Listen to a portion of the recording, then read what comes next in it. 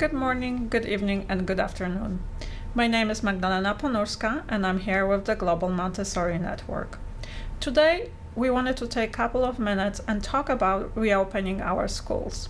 We're all very excited about reopening, but at the same time also very anxious. With me, I have Joanne Shengo, who graciously agreed to give us best practices, guidelines, and thoughts on how to reopen in a safe, healthy, mindful manner. Joanne, thank you so much for being here with us today. Hi, Magdalena, thank you. Again, I'm Joanne Shengo. I'm the head of school at the Montessori School Rochester in Rochester Hills, Michigan. I'm also the co-founder with Magdalena of the Global Montessori Network, and I'm very happy to be with you here today as we continue to prepare to reopen our schools for post-pandemic life. So, Joanne, we have summer coming. Another exciting opportunity, and also we're very anxious. What do we do about summer? How do we prepare? How do we plan? Help, please. Summer is always a great time. We spend most of our summer camp outdoors, so the prospect of reopening our schools in summer camp for us actually gives us a greater feeling of security, because just being outdoors in the fresh air with our students in and of itself, I believe, provides a healthy environment for the children. With that, on our large campus, we're able to, I think, support our guides and our children while keeping them active and engaged in an authentic Montessori outdoor experience. With that, we want to take into consideration the number of students we usually have for summer camp, the number of families that responded to our initial surveys that stated if yours was anything like ours, about 60% were interested in coming. Of that 60%, how many usually attend during summer camp? And then begin looking at what other families or new enrollments you might be able to generate for your summer camp. So how do we go about generating new enrollment, and how do we do it for free, preferably?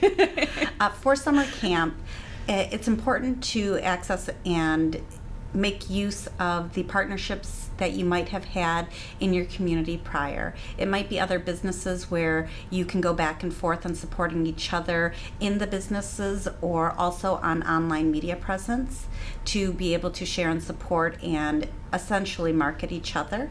What we've also done that is essentially a free resource is join a lot of different social media groups that allow postings, and you're able to reach a large market and give them information and educate them on the summer programs that you are offering, and that can then be shared from there. We join public groups like the Rochester Business Group, and it's free. And I give that information, and people in that group may be interested, or they may share as well.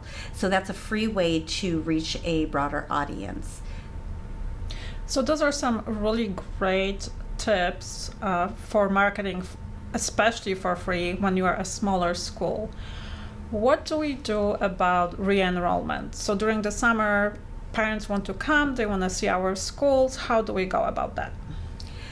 For summer camp, and actually for enrolling for the fall, which always happens simultaneously, right? In addition, right now we're probably in the most critical phase, because we are really looking at a potential drop in our enrollment even for fall, which is heartbreaking and could be devastating. So we need to be creative. We need to start looking into how we're going to market our schools, how we are going to market our program, and how we are going to maximize a new enrollment that is based on the foundation we've always provided. So, any great tips on how to do it for free? For free. First and foremost, I would really recommend using your social media. You're going to create ads. They could be pictures that have information about your program, whether it's summer or it's fall, and place those on your social media pages, your public pages, and ask people to share those. It also doesn't hurt to invest a few dollars to purchase the Facebook ads or the Instagram ads.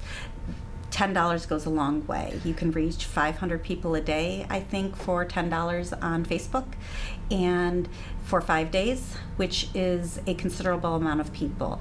And you want to keep that presence very active and very positive.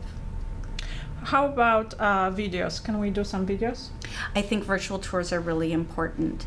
We have to be very creative right now on bringing people in and exposing them to our school community.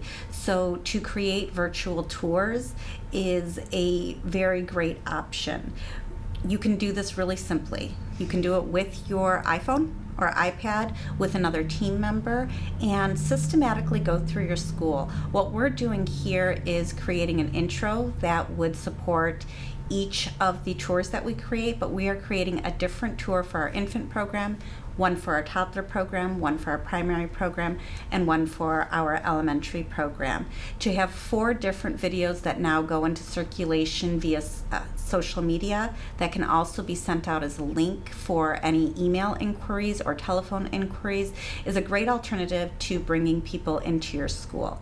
Nothing can replace those personal tours, especially when children are in the building. There's something really magical about the people when they come in and can see the children at work. It's so, we can explain it all we want, but when you see it in action and hear that busy hum, it sells our programs. That's not going to be an option for the short term. We don't know when that will become an option. So you may also look at being creative on when you're going to offer those tours. Those tours can be offered in the evenings. They can be offered on the weekends. You're going to need to assess with your administrative team the time, their time schedules, when they're going to be at work and when they're going to offer these tours. However, changing working schedules for your admin team to support a more flexible tour schedule, live tour schedule, is going to support you.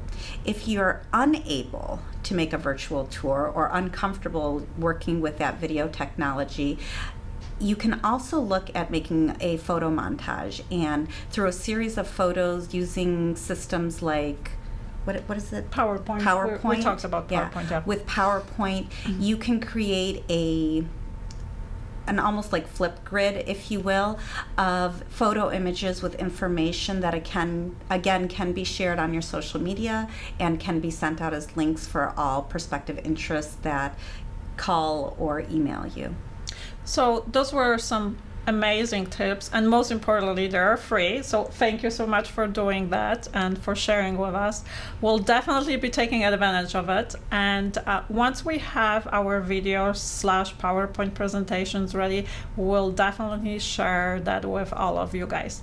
Thank you so much for joining us today, and stay healthy and well.